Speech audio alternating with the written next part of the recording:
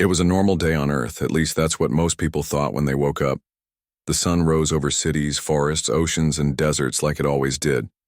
People went to work, kids went to school, and the news played the same kind of stories: politics, sports, weather, and sometimes science. But then something happened that no one expected. A signal came from space. Not just any signal. This one was loud, clear, and repeated every few minutes. It wasn't coming from any known satellite or probe. Scientists tried to trace its origin, but the source was far beyond the solar system. Then someone figured out what it said. To the planet known as Earth, you are invited to join the Galactic Assembly. No one believed it at first. Governments thought it was a prank. Scientists thought it might be an error. But the message kept repeating and more details began to show. There were instructions, coordinates, a date, a time. Earth had been chosen, not by chance but because someone out there had been watching. The world reacts. When the message hit the public, chaos followed. Some people thought it was fake. Others thought it was the end of the world. Religious groups started talking about signs and prophecies. Politicians argued over who should respond. In Washington, D.C., President Elliott Grant Thoreau called an emergency meeting with his advisors. In Moscow, Beijing, London, Tokyo, and New Delhi, leaders did the same. The United Nations held an urgent session.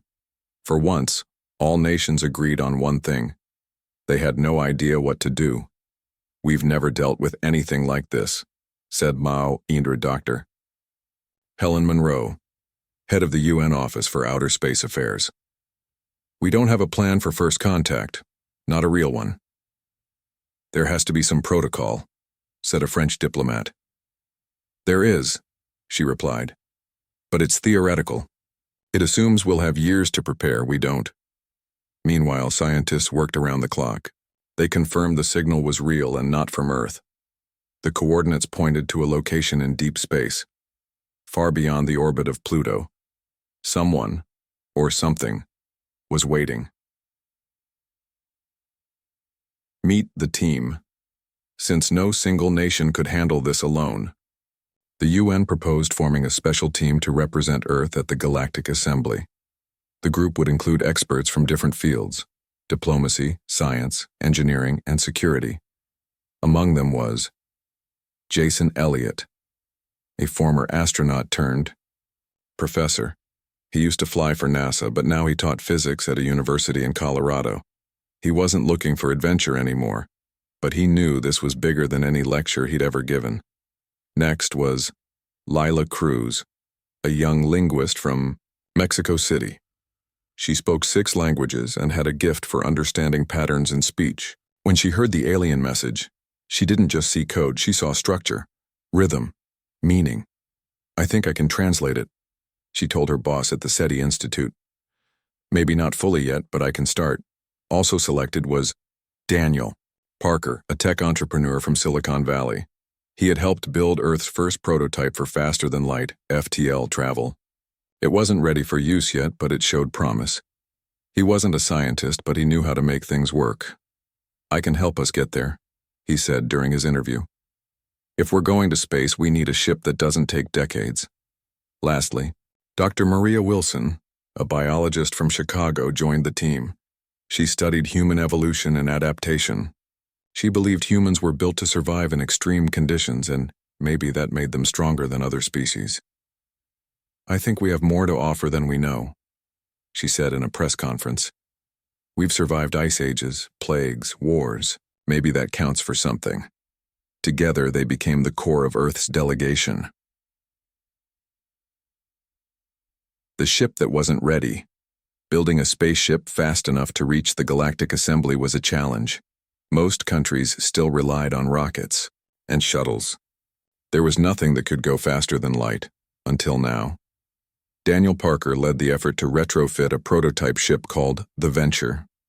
It was small, sleek, and powered by experimental FTL engines.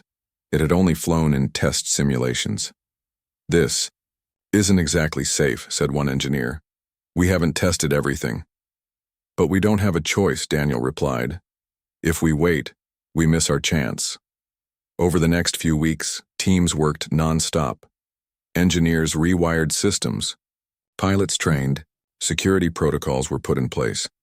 By the time the venture was ready, it looked like something out of a sci-fi movie. Inside, it was simple but functional. The crew quarters were tight. The command center was packed with screens, sensors, and control panels.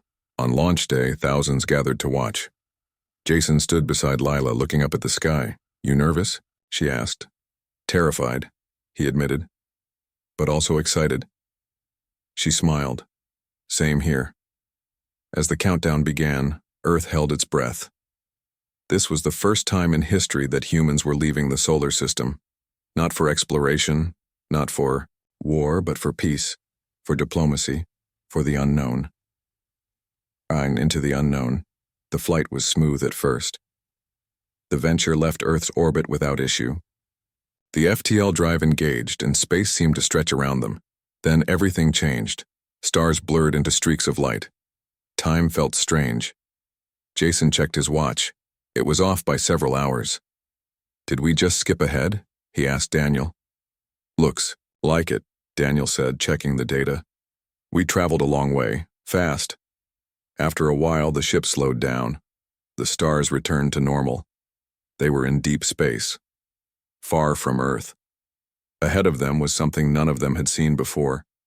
Massive station floated in the void. It was shaped like a spiral galaxy, with glowing rings and towers that reached into darkness. "This must be it," Maria whispered. "The Galactic Assembly." They approached slowly. Every eye was on the view screen. Suddenly, a voice came through the comms. It wasn't human. It was soft, melodic, and filled with meaning. Lila leaned forward, eyes wide. "I think they're welcoming us," she said. Confusion and curiosity. The docking process was automatic. As soon as the venture connected to the station, a hatch opened. No one came out to greet them, just silence. Jason stepped forward. "Should we go?" Daniel nodded. "Might as well." One by one, the team entered the station. Inside, the air was clean and warm. The walls were smooth, metallic, and glowing faintly. There were no signs, no directions, just open halls and strange lights. Then movement. Figures appeared in the distance. They weren't human. Some were tall and thin with 4 arms. Others were short and round with large eyes. Some hovered instead of walking. Jason raised his hand slightly, showing he meant no harm. A voice crackled through their translation devices. "You are early." Lila blinked. "They speak English?" "No." She corrected herself. "But they're translating us." A tall being stepped forward. Its skin shimmered like water. It had no mouth, but somehow it spoke. "Welcome, humans. You were not expected so soon." Jason took a breath. "We received your invitation. We came as quickly as we could." The being tilted its head. "Your technology is primitive, yet you arrived faster than many others." Maria stepped forward. "We've been working hard. We want to learn, to understand." Another alien, small green-skinned creature with 3 eyes, spoke next. "Why would you leave your world so soon? Most species wait centuries before reaching out." Jason looked at his team. "We didn't wait," he said, "because we knew if we waited too long we might never come." Silence. Then the tall being extended a hand. "Then let us begin." The beginning of something new. The humans were led through the station. They passed huge halls filled with beings from across the galaxy. Some watched them closely. Others ignored them. Lila took notes. Daniel stared in awe. Maria observed everything. Like a scientist, Jason walked with purpose. He knew this was only the start. Later they met with a group of representatives. They asked questions. They studied Earth's history. They looked at maps, technology, biology. At one point, a purple-skinned alien asked Maria a question. "What makes your species unique?"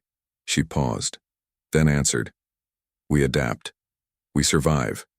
And we never stop trying to understand the universe." The room grew quiet.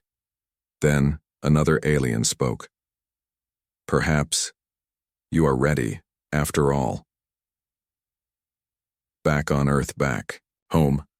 The world waited. People watched the live feed from the station. Kids skipped school to see it. Leaders held meetings to discuss what came next. President Grant gave a speech. Today, humanity took its first step into the stars, not as soldiers, not as conquerors, but as diplomats, explorers, and learners. Across the globe, people cheered. Some cried. Others simply stared at the sky, wondering what else was out there. And somewhere, far away, 5 humans sat in a room full of aliens, preparing to change the future. The Galactic Assembly was unlike anything Earth had ever seen. It wasn't just one planet or even one star system. It was a massive station floating in deep space, built by many species together over thousands of years. It looked like a glowing spiral with rings that turned slowly, filled with light, movement, and life. Inside there were beings from across the galaxy. Some walked on 2 legs like humans. Others hovered, slithered, or rolled. There were creatures made of metal, others made of jelly-like flesh, and some that seemed to change shape as they moved. Jason Elliott stood near the center of the main hall, watching it all with wide eyes. He had flown into space before. He had landed on the moon. But this was something else. This place is unreal, he whispered. Lila Cruz nodded beside him. She was already taking notes, trying to understand the languages spoken around them. I've heard 6 different dialects in the last 10 minutes, she said. Some are tonal, some use clicks, some don't even use sound. They communicate through light. Daniel Parker joined them, still staring up at the high ceilings. You know what's wild? He said. We're the new kids here, the ones everyone's looking at like we might break something. Maria Wilson adjusted her glasses and looked around. They're not just curious, she said. They're skeptical. She was right. As Earth's delegation walked through the halls of the Galactic Assembly, they felt it. The quiet stares, the whispers behind hands or tentacles, the way some aliens looked away when they passed. Humanity had arrived, but not everyone believed they belonged. First impressions. The team was led to a large chamber for their first official meeting. It was round, with seats arranged in a circle. Each seat was different, designed for the needs of its occupant. Some were tall chairs with no backs. Others were soft cushions on the floor. One looked like a floating bubble of air. At the head of the room sat an alien named Corvex, a representative of the insectoid Vexari species.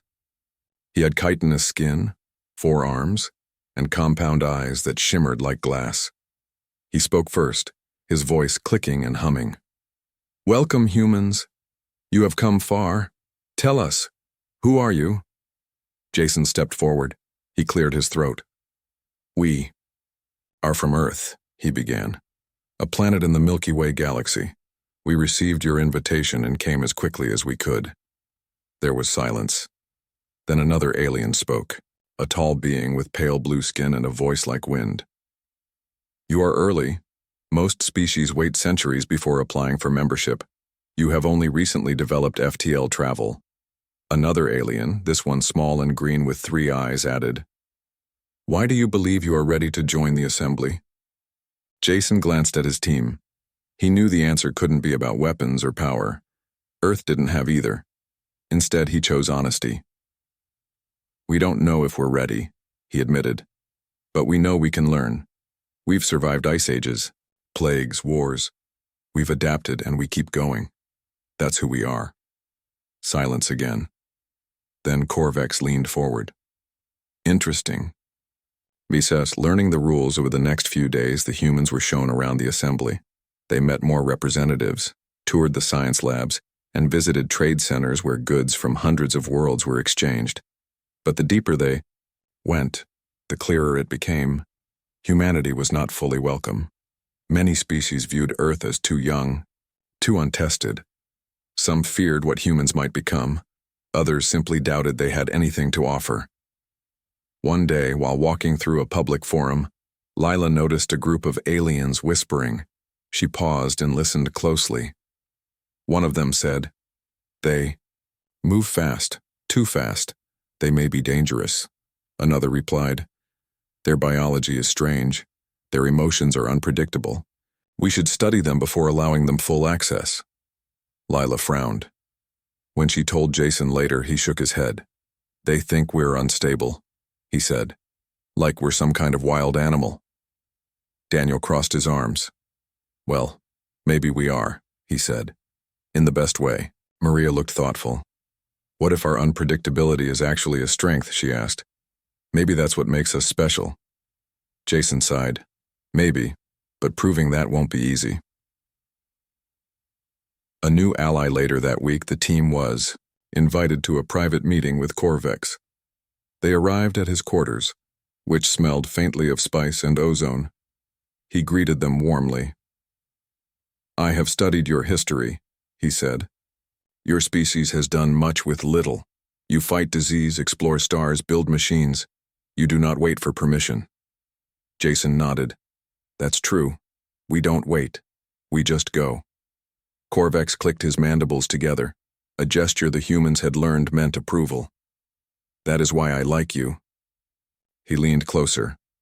"Many here fear change. They want control, but I see potential in your kind. You are chaotic, and chaos breeds evolution." He paused. "I will help you, if you are willing to prove yourselves."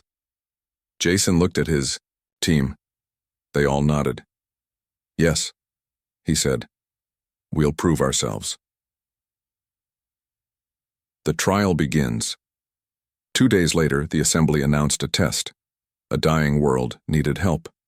Its name was Teravash, a once thriving planet now suffering from environmental collapse. Its native species had overused its resources and the ecosystem was breaking down.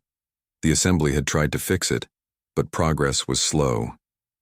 Now they offered the task to Earth. "If you can help Teravash 9, said the blue-skinned alien from earlier, then perhaps you deserve a place among us." Jason accepted without hesitation. The mission would take 30 days. They were given access to limited resources and a small team of volunteers from other species. Some refused to work with them. Others watched closely, waiting to see if the humans would fail. But Jason and his team got to work. The mission starts. They arrived at Teravash 9 aboard the Venture. The planet was beautiful, but broken. Oceans were turning acidic. Forests were dying. Air quality was poor. Life was fading. Jason gathered the team. "We need to act fast," he said. "What do we have?" Daniel checked the tech. "We brought experimental terraforming drones," he said. "They can clean the air and water, but we've never tested them at this scale." Maria looked at the soil samples. "The ground is poisoned," she said. "But I think human microbes might help restore it." Lila worked on translating local data logs left behind by the planet's former scientists. "There's a pattern," she said. "They tried to fix things but always focused on one problem at a time. We need to tackle everything at once." Jason nodded. "Then let's get to work." Facing setbacks. The first week was rough. Some of the alien volunteers argued over methods. Some refused to follow human leadership. One day, a drone malfunctioned and crashed into a river. Daniel worked non-stop to fix it. Meanwhile, Maria discovered that the local wildlife was reacting strangely to the changes. "They're confused," she said. "We're fixing the environment, but we're changing it too fast." Lila found signs that someone or something was interfering with their systems. "I think someone is sabotaging us," she said. "Our data logs show files being deleted." Jason was furious. Who would do that? Corvex visited them mid-mission. "I warned you," he said. "Not all want you here." Jason looked at him. "Do you know who's behind it?" Corvex clicked his mandibles. "I suspect, but I cannot say for sure. You must find proof." On finding the truth, Lila and Daniel worked together to trace the sabotage. They found hidden code in the system. Someone had planted a virus designed to disrupt their terraforming efforts. The source? A rival faction within the assembly. One that wanted to stop Earth's rise. Lila sent a message to the assembly leaders exposing the sabotage. It caused a huge debate. Some called it a conspiracy. Others saw it as proof that Earth was being unfairly targeted. Korvax spoke out in support of the humans. They did not ask for this fight, but they face it anyway. That is courage. The assembly agreed to give the team more time. A breakthrough with the sabotage stopped.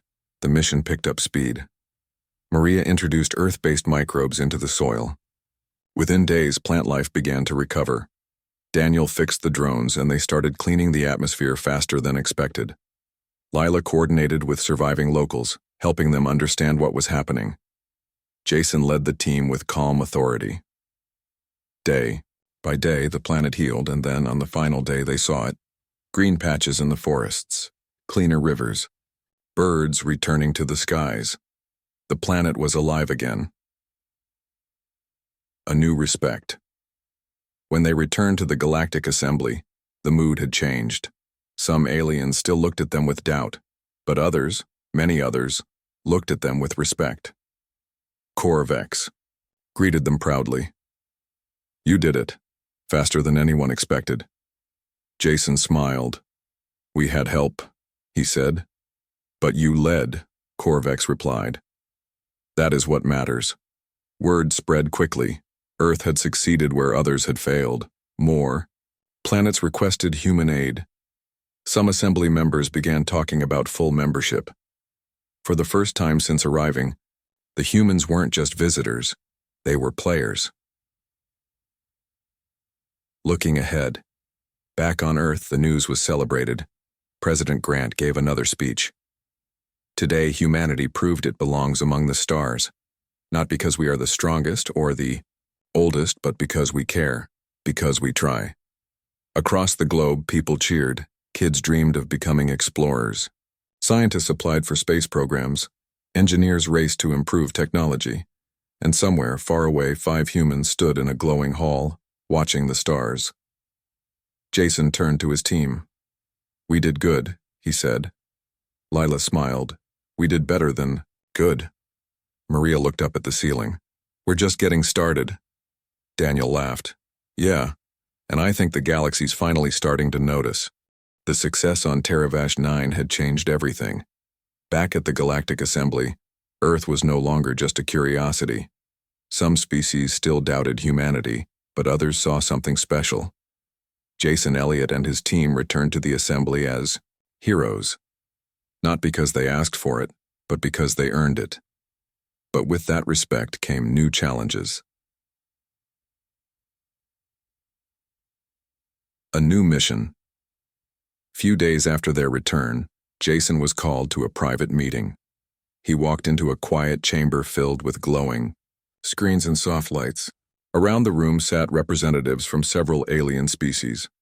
At the head of the table was Korvax, the insectoid diplomat who had become one of Earth's strongest allies. You have proven your skill, he said, clicking his mandibles softly. Now comes the true test. Jason raised an eyebrow. What do you mean? Korvax leaned forward. There is another world in need, one even more difficult than Teravash 9. Another alien spoke, a tall, thin being with pale skin, and a voice like wind. It is called Virex 6. Once it was a thriving planet. Now it is dying. Jason listened closely. What happened to it? The same alien answered. War. Over centuries, 2 rival species fought over resources. The planet itself paid the price. Its oceans are poisoned. Its air is thick with dust. Life barely survives. Jason frowned. And you want us to fix it? Korvax nodded. Yes, but not alone. You will lead a joint mission. Other species will help, but the final decisions will be yours. Jason took a deep breath. This wasn't just about science or diplomacy anymore. This was about proving that humans could handle responsibility, that they could work with others, that they could make a difference. I'll do it. he said without hesitation. Assembling the team back at their quarters, Jason gathered Lila Cruz, Daniel Parker, and Dr. Maria Wilson. They were tired, but excited. "You're serious?" Lila asked when he told them about the new mission. Jason nodded. "They want us to lead this time. Not just join, lead." Daniel grinned. "Well, we did save a planet already. Might as well try saving another." Maria looked thoughtful. "This won't be easy," she said. "Virex 6 is worse off than Teravash 9. We'll need every tool we've got." Lila pulled up a map of the planet. "The atmosphere is unstable," she said. "And there are still survivors down there. 2 groups. Both distrust each other." Jason sighed. "Great. So we're not just fixing the planet. We're trying to fix people too." Daniel smirked. "That's what makes us human." Preparing for launch over the next week, the team worked non-stop. Daniel checked their tech. He upgraded the terraforming drones, made sure the oxygen filters worked, and tested the water purifiers. Maria studied the biology of Virex 6. She found ways to use Earth microbes to clean the soil and bring life back to the land. Lila trained with the translation system, learning bits of the local languages so they could communicate with the survivors. Meanwhile, Jason met with the other team members, aliens from different species, who would be joining the mission. Some were friendly. Others were skeptical. One alien, a short green creature with 3 eyes, crossed his arms. "Why should we follow a human? Your kind has only been here a short time." Jason didn't get angry. He simply replied, "We don't ask for trust. We earn it." The alien watched him for a moment, then nodded. "Then show us." Destined arrival on Virex 6. The Venture landed on the edge of a ruined city. Smoke still rose from broken towers. The sky was dark orange, filled with dust. Winds howled across the cracked ground. As the team stepped out, they felt the heat through their suits. Jason turned to the others. "This place looks like hell." Daniel adjusted his helmet. "It's going to take more than luck to fix this." They began setting up base near a freshwater source, one of the few still alive on the planet. Soon, the rest of the team arrived. Aliens from 4 different species joined them. Each had their own way of working. Some moved fast. Others were slow and careful. Jason knew right away, getting everyone to work together wouldn't be easy. First challenges. The first few days were rough. Different species had different methods. Some wanted to start cleaning the air first. Others insisted on restoring food sources. Arguments broke out. One day, a large alien named Tharnok refused to follow Jason's plan. "We do things our way," he growled. "Your methods are weak." Jason stood his ground. "Our methods saved Teravash 9, he said. "If you want results, we need to work together." Tharnok stared at him for a long time. Then slowly, he nodded. "Fine. But if this fails, I blame you." Jason smiled. "Fair enough." A dangerous discovery. On the 5th day, Maria found something strange. She was checking soil samples when she noticed unusual bacteria. At first, she thought it was native to the planet. But then, she ran tests. "These microbes, they're not from Virex 6, she said. Lila looked over her shoulder. "They're from Earth." Maria nodded. "Yes, someone brought them here before us." Jason frowned. "That doesn't make sense. We're the first humans here." Daniel rubbed his chin. "Unless someone else tried to fix this planet before and failed." They all looked at each other. If that was true, then someone had hidden it from the assembly, and that meant trouble. Sabotage. Again? Later that night, alarms went off. One of the terraforming drones had malfunctioned. It crashed into a river, damaging part of the cleanup system. Daniel rushed to check it. "This isn't just a glitch," he said. "Someone tampered with it." Lila looked at the logs. "There's a pattern," she said. "Every time we make progress, something goes wrong." Jason clenched his fists. "We're being stopped again." He called a meeting with the team. Everyone showed up, tired and tense. Jason stood in front of them. We know someone is sabotaging our work, he said. We don't know who. But we do know that if we stop now, this planet dies. Silence. Then Tharnak stepped forward. I believe you. Others followed. We have seen these signs before. This is not normal. Failure. We must find the truth. Jason nodded. Good. Then let's catch whoever's doing this. Lodarn finding the enemy. Over the next few days, Lila and Daniel tracked the sabotage. They found hidden messages in the data logs. Someone had left coded warnings. Lila translated one. Earth must not succeed. Daniel read it aloud. That's not subtle. Jason looked at the screen. This isn't just sabotage, it's a message. Maria added. They're trying to scare us off. Jason stood up. Then we need to prove we won't go. He called Corvex. We think someone in the assembly is behind this, he said. Can you help us confirm it? Corvex clicked his mandibles. I suspected. There are those who fear your rise. They believe Earth is too dangerous to be trusted, Jason sighed, so they'd rather see a planet die than let us help. Corvex was silent for a moment. Yes. Ganamwoke. Pushing forward. Despite the sabotage, the team kept going. Maria introduced new microbes into the soil. Within days, plant life started returning. Daniel fixed the drones and improved their efficiency. Lila helped build trust between the two, surviving factions on the planet. Jason led with calm strength, never backing down. Slowly, the planet began to heal. Green patches appeared in the dirt. Rivers cleared up. Birds returned. And the people? For the first time in years, the two factions met face to face. No weapons, just talk. Jason watched from a distance. We're not just fixing a planet, he said. We're fixing hope. Proof of betrayal. 2 weeks into the mission, Lila found the final piece of evidence. Hidden in the data was a name. Not just any name. A representative from the assembly. One of the leaders who had opposed Earth's membership. She sent the file to Corvex. Within hours, the assembly launched an investigation. The news spread quickly.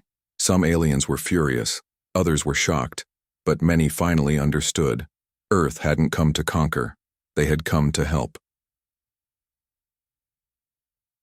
Success against all odds on the 30th day. The mission ended. The planet was far from perfect, but it was healing. The skies were clearer, the rivers flowed clean. Life was returning. Jason stood on top of a hill looking out at the land. Behind him, his team gathered. Lila smiled. We did it. Daniel laughed. Again. Maria looked at the sky. This planet has a future now. Jason nodded. And so do Clearseer, back at the assembly. When they returned, the mood had changed. Many species greeted them with respect. Some even bowed. Corvex welcomed them personally. You have done more than anyone expected, he said. You have shown that leadership is not about power, it is about purpose. Jason shook his hand. Thanks, but we couldn't have done it alone. Corvex clicked his mandibles. That is why you succeeded. Later that day, the assembly held a vote. Should Earth be granted full membership? The results came in. Yes. Earth was officially part of the Galactic Assembly. Not because they were strong, not because they were old, but because they cared, because they tried, because they never gave up. The news spread fast. Earth had been accepted into the Galactic Assembly, not as a junior member, not with limits or warnings, as full equals. It was the first time in assembly history that a species had earned full membership so quickly. Some celebrated, others were not happy. A new status back at the Galactic Assembly, Earth's team stood in the central hall. Around them, aliens from many worlds watched closely. Some nodded in approval, others stared coldly.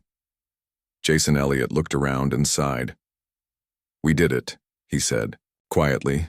Lila Cruz smiled beside him. We really did. Daniel Parker adjusted his jacket. I guess we're official now. Maria Wilson looked up at the glowing ceiling. But I don't think everyone's happy about it. She was right. Even though the vote had passed, not all species supported Earth's place among them. Some feared what humans might become. Others believed they had risen too fast. And a few, those who had tried to stop them before, were already planning their next move.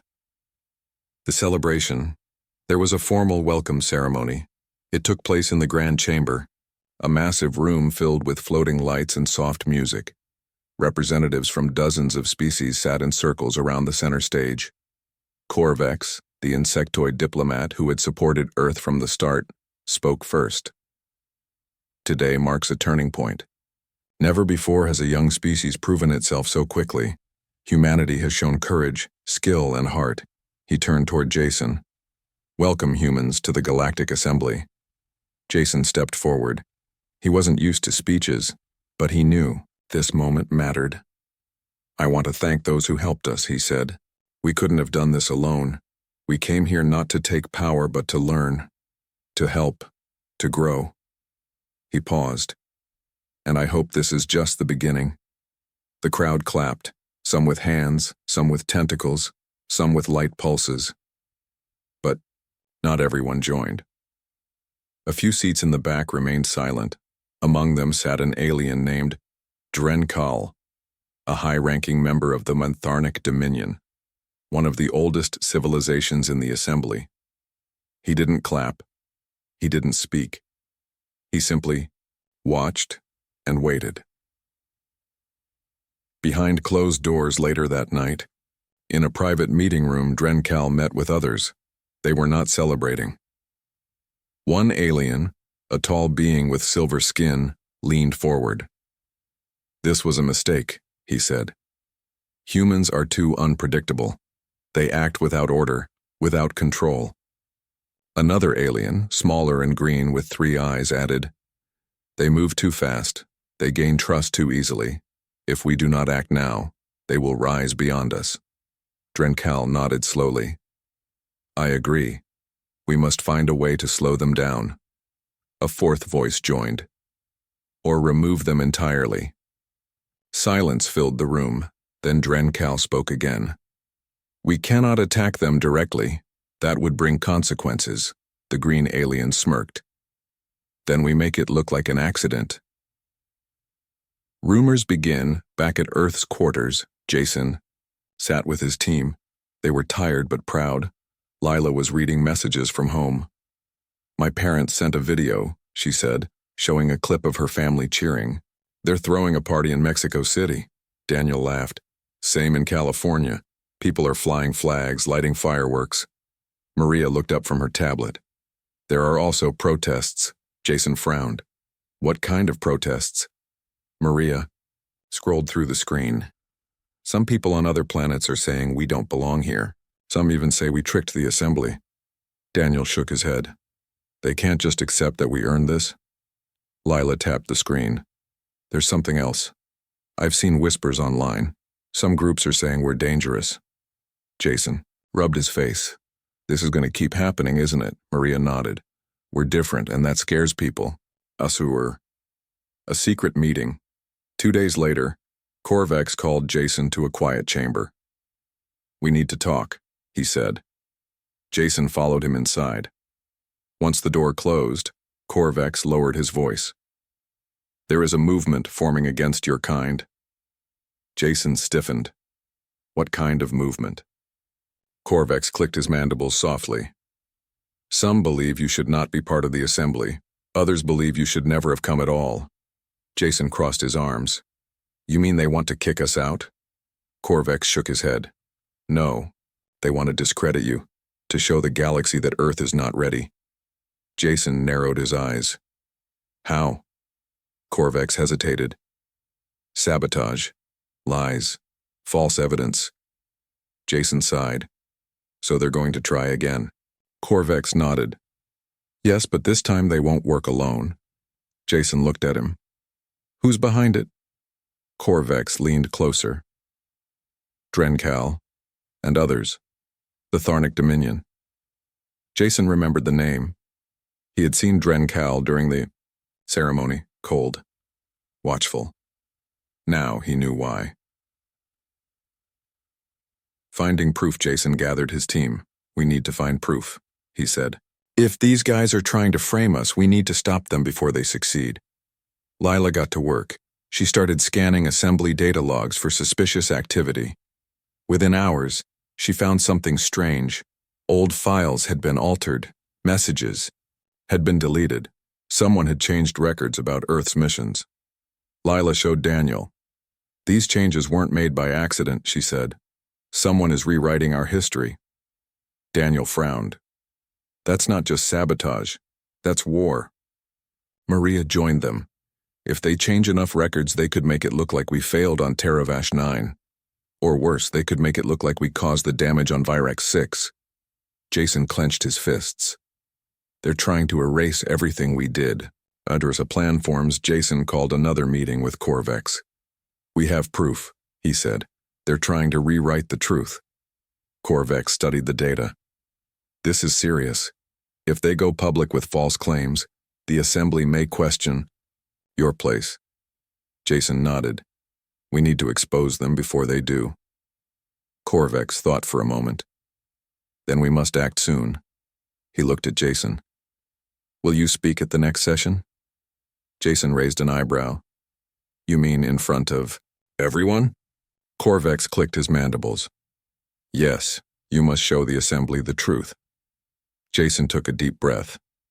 Okay, let's do it. The showdown.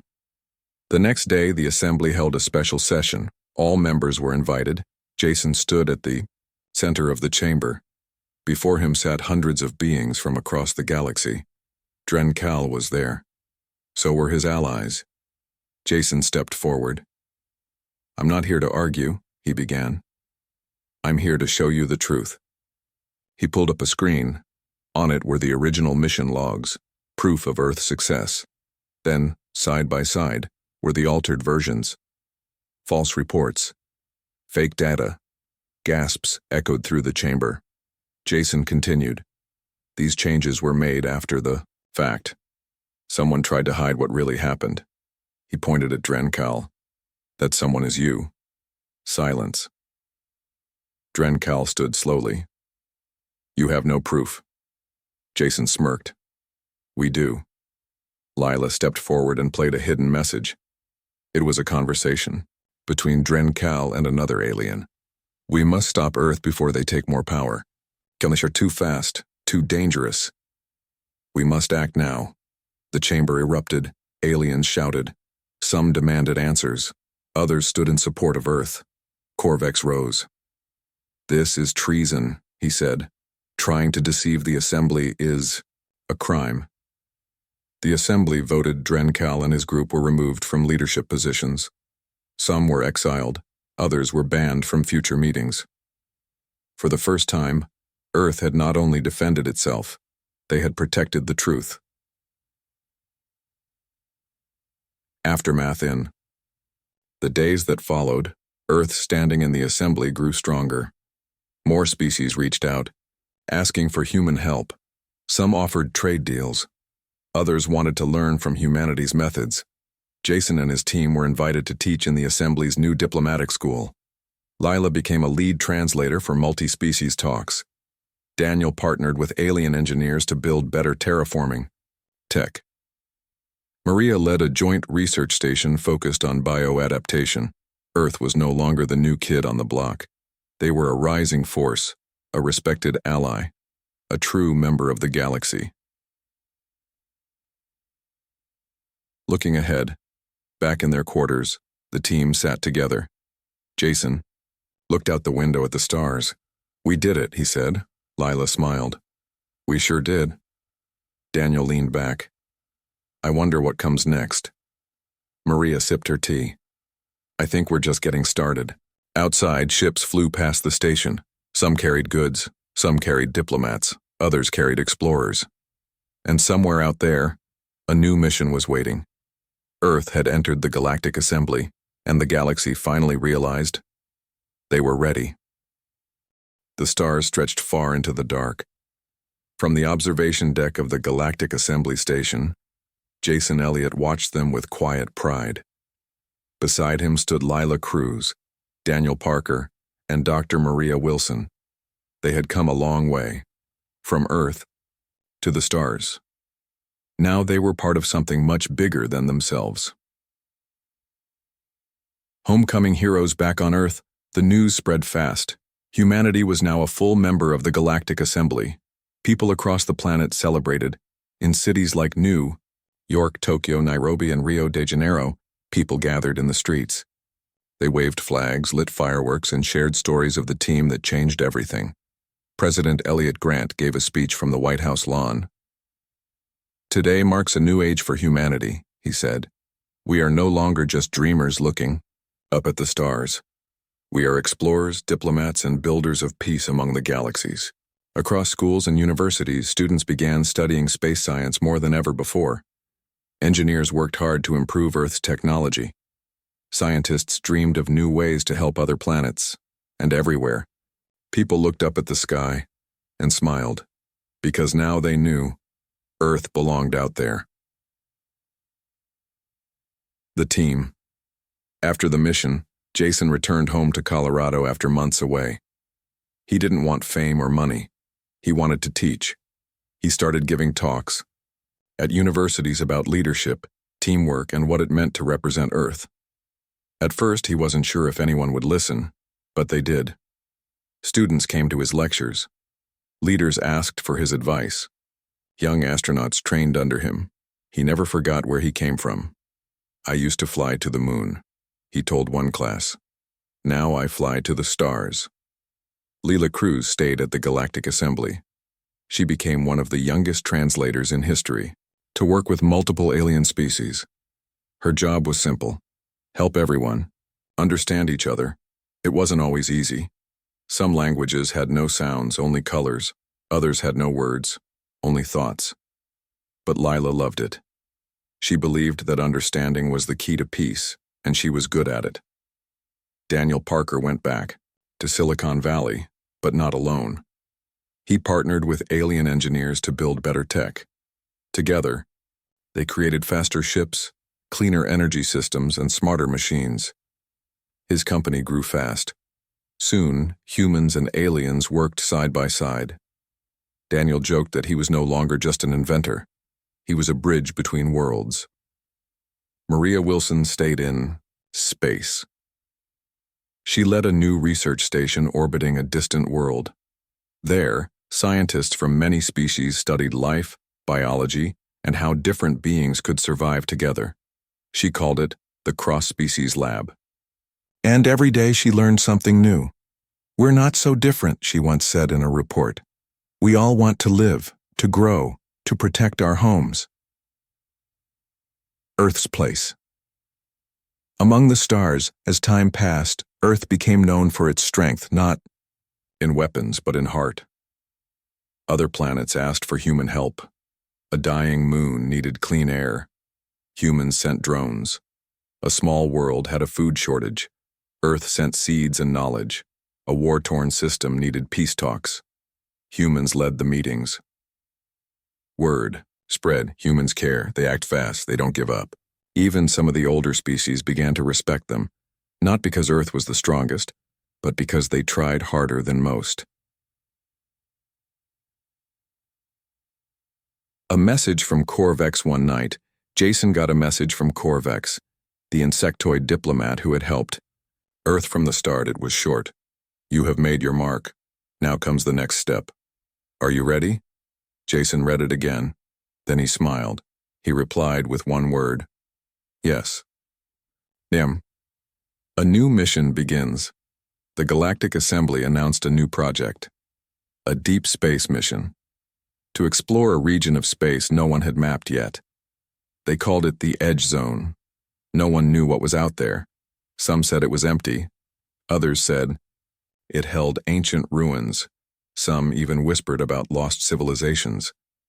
The Assembly chose Earth to lead the mission. Jason was asked to go. So were Lila, Daniel, and Maria. They met in a small room aboard the Venture, the same ship that had taken them to their first mission. This feels familiar, Daniel said. Lila laughed.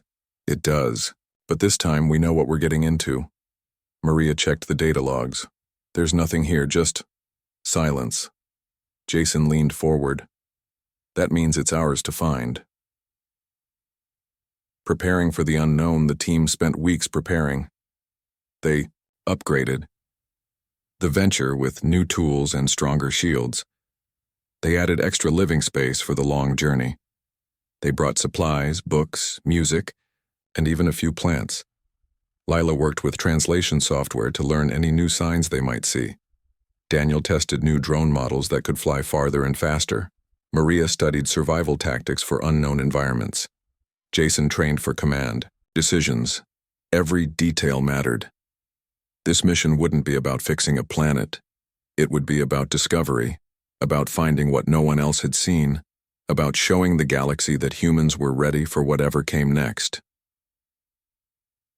Launch day on launch day. Thousands gathered at Earth's main spaceport. Leaders, scientists, families, and fans all came to watch. Children held signs. Go Earth, make us proud, bring back something cool. Jason stood near the ramp of the venture. He looked at the crowd, then he turned to his team. You ready? They all nodded. Lila smiled. Let's do this. Daniel cracked his neck. Time to explore. Maria adjusted her glasses.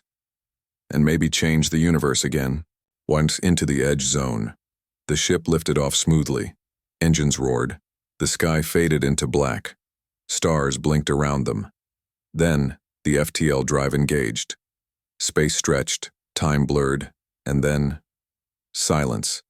They were in the edge zone. Dark, empty, unknown. Jason sat in the command chair. He looked at the screen. Welcome to the edge, he said. Lila tapped buttons, scanning for signals. Nothing. Daniel frowned. Well, this is boring. Maria pointed at a faint light on the radar. There's something out there. Jason leaned forward. Let's find it. The first discovery after days of travel, they found it. An old structure floating in space. It wasn't built by any known species. It was huge, broken, but still standing. Lila scanned it. This isn't natural, she said. Someone built this. Daniel whistled. So what do we call it, Jason thought. The Silent Tower. Maria stepped closer. If someone built this, then where are they now? Jason looked at the ruins. That was the question.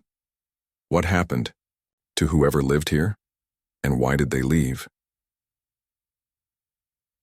The future of humanity. Back at the Galactic Assembly, leaders watched the data coming in. They saw images of the tower. They heard reports of the strange symbols carved into the walls. They read Maria's notes about possible biological traces. And they realized something. Earth was not just part of the galaxy. They were leading the way, exploring the unknown, finding answers no one else had. Corvex stood before the assembly. Earth has proven itself again. They do not seek power. They seek knowledge, and that makes them dangerous and in the best way. The assembly agreed. Earth had earned its place, not just as members, but as pioneers. Looking ahead, back aboard. The venture, the team sat together. They were tired, but excited. They had only just begun. Outside, the stars shined, and somewhere, out there, more mysteries waited, more questions, more answers. Jason looked at his team. We've come a long way, he said. Lila nodded. We're just getting started. Daniel grinned. Yeah. And I think the galaxy's finally starting to realize they weren't ready for us. Maria sipped her tea. But maybe that's okay. Jason smiled. Maybe it never was. And with that, the venture flew deeper into the unknown. Earth had entered the Galactic Assembly, and now they were ready for whatever came next.